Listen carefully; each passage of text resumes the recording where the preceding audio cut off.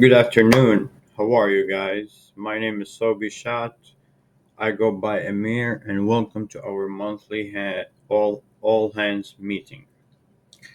I am gonna be the new marketing manager, sales marketing manager at Colliery Marketing, and I just want to give you a little feedback about myself before we start our small meeting.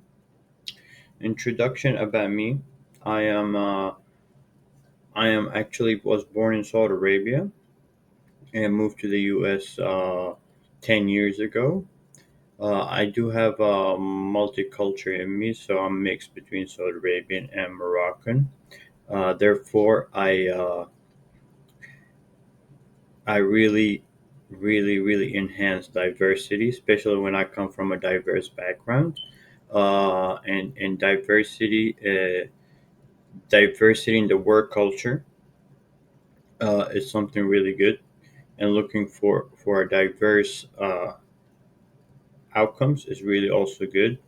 Um this meeting it will help us understand the culture and understand the values, so we can improve in our work and have a good work ethics, eliminate bias, and everything we're gonna do. It will help us as a team grow together.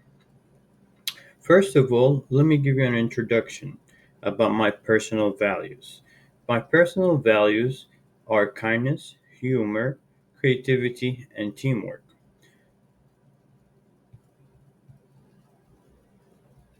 In culinary marketing, our base vision statement, our values and ethics guides us to prioritize customer satisfaction, strive for growth, and commit excellence. So, take what we're going to start talking about is self-awareness and why self-awareness is important in our jobs and duty. What is self awareness? Self awareness is knowing the challenges, the emotions, the triggers, and the strength that one's have. Understanding ourselves and controlling our emotions, you know, will help us improve in the work field and also in our personal lives at the same time.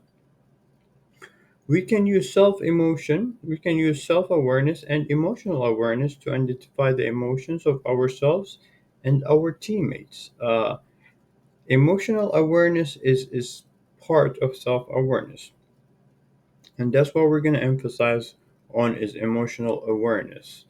Uh, Understanding our emotions and having control of our emotions will give us a better job atmosphere with our team and with our clients at the same time. Uh, w- for example, waking up in the morning, having a rough, bad day, but controlling our emotions while at work and letting the rough, bad day stays out there in the parking lot, it will give us a better atmosphere because your teammate has nothing to do with your bad day. Your customer has nothing to do with your bad day. So, knowing what's triggering you, controlling your emotions will improve our customer satisfaction, will improve our teamwork efforts, and will have a really good influence in the work field.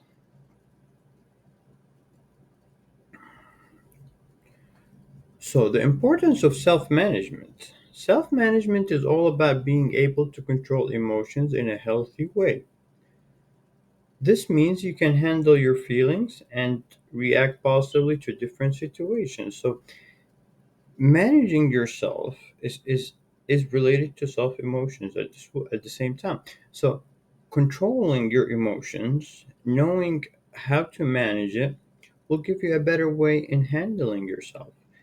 Plus, self confidence can make you a strong impression. Like if you have a good self confidence, you don't want to be too confident at the same time. So you have to have balance in between that. It will it will give a good impression to the clients that you know your materials, you know what you are talking about.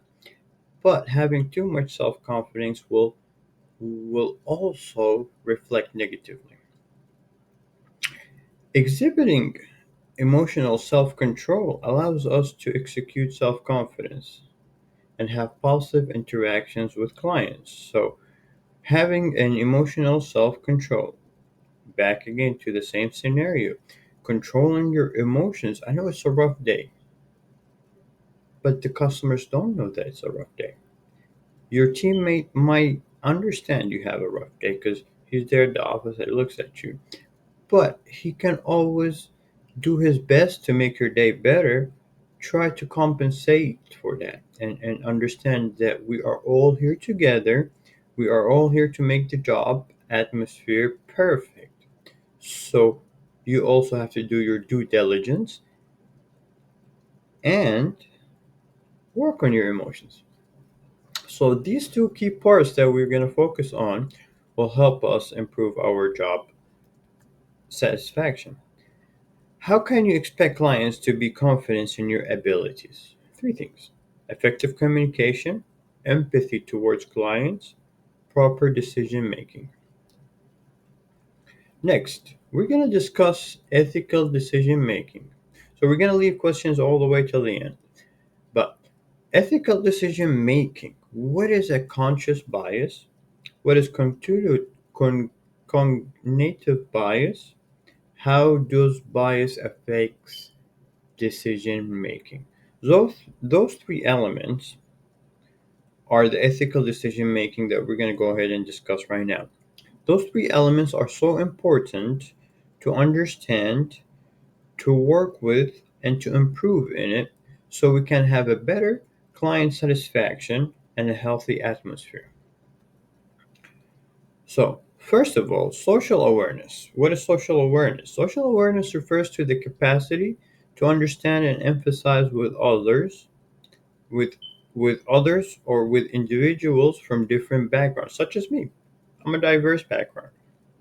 The fact that I'm diverse background, I understand how minority cultures might feel. You know how, because I come from the same part. Like I struggled so much to get where I wanted to be, and I became something that I wanted to be, and I want to improve more. But it was much harder for me. So understanding different cultures will help you, and having empathy at the same time will help better work atmosphere. And what's that's what we strive for in this job. Understanding the emotions of others, show empathies to clients and team. See how all of the subject is related. So social awareness is so important, understanding the empathy to client, understanding the emotions of others. Like, I'm sad, I gotta feel for me. You're sad, I gotta feel for you. You're having a rough day, I'm gonna try my best to make your day easier and better. Tomorrow I'll have a rough day, you're gonna try your best to make my day easier and better. Secondly, unconscious bias. What is an unconscious bias? Unconscious bias is the automatic and unintentional association of attitudes formed towards a person or group based on conscious thoughts and discriminatory stereotypes. There is so many things, but to summarize unconscious bias, it's just unconsciously we're just being biased about something, like without even knowing it. Like, yeah, I don't like that team. Why? Because you know it's not my team. But just you don't like it, others like that team. You see what I mean? So just automatically, you just don't like that team because you heard that this or this, and you don't even watch soccer or football. You just heard rumors saying this and this and this, or your whole town don't like this team because of this. So unconsciously, you're just being biased against certain things without you even knowing it. So we got to be aware about this in the work field. Con- cognitive bias, excuse my English, uh, is similar to unconscious bias, but we're doing it almost intentionally. There's, I'll give you a couple of examples here to understand cognitive bias. There's confirmation bias, an example, and halo effect. What is a halo effect? Halo effect, let's say you just watch one beautiful person, male or female. Because they're so good looking, you automatically assume that they're smart, they're well behaved, they have a good personality, and they are the best. And you see the other person that is not good looking or not taking care of themselves, and you automatically assume that they are stupid. Excuse my English, but they are not that intelligent, or they are, maybe they don't know how to speak English just because they look different or look foreigner, and that's the hollow effect.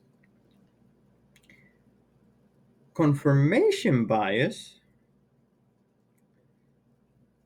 Sometimes hiring managers, like the simple example, a hiring manager, meets a good kid that in an interview finds one guy that went to the same college.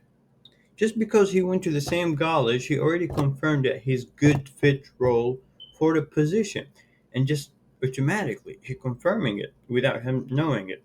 So cognitive bias refers to the errors or our thinking patterns that can cause us to make irrational decisions. The bias are systematic and can affect anyone, leading to the incorrect judgment and perceptions. Therefore, I led with examples so you can understand cognitive bias in a much easier way. We have or we must avoid this at the workplace and and with our clients. So how bias can affect ethical decisions? Ethical decisions are based on our mindset, personal values, and principles. Personal and unconscious bias can lead to unethical decision making. So because we use bias or person or because we are being biased, we automatically are involved in unethical decision making, leading back to the example earlier. You know, the hiring manager just hired his his employee because he went to the same school, and that's unethical. Why? Because there are other people that are applying. He did not look at the equivalent. There might be some people that they are better. For example, unethical decision, that guy is really good looking, and we automatically assume that they're smart, or that guy is not good looking and we automatically assume that he don't speak English or they're not smart, and that's unethical in the workplace, and it will lead us to make an unethical decision making. I'm not approving the loan because he don't even speak English, you see.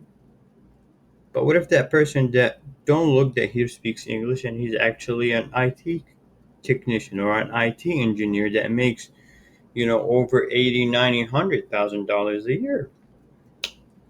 See, we lost a client. We made an unethical decision. So there is a couple things that we have to work on it, guys.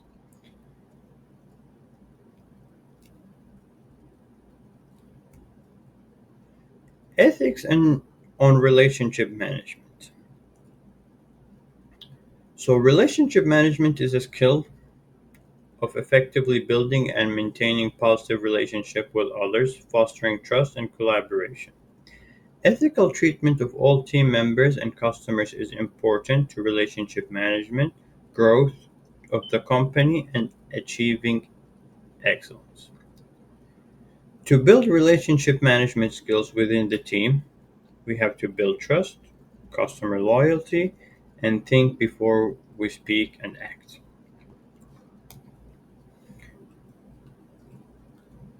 Relationship management and culture of care. Here at Colliery, we foster culture of care and respect. So remember that we always foster culture of care and respect.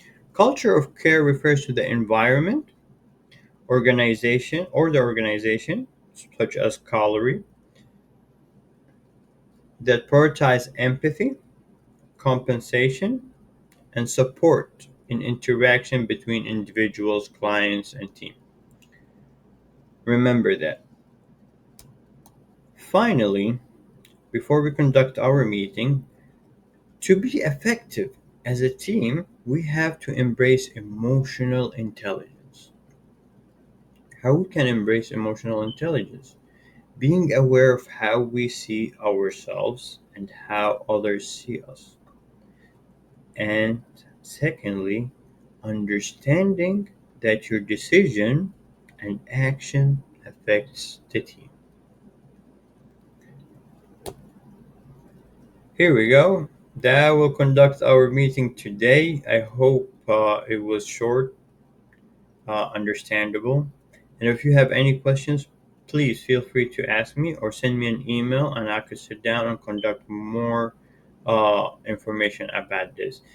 This meeting is just to introduce myself and get a revision about what we're supposed to do and understand the culture that we live in. Thank you. My name is Amir Sobi, and I go by Amir, but my name is Sobi Shah. You have a wonderful day, and I'll see you guys later.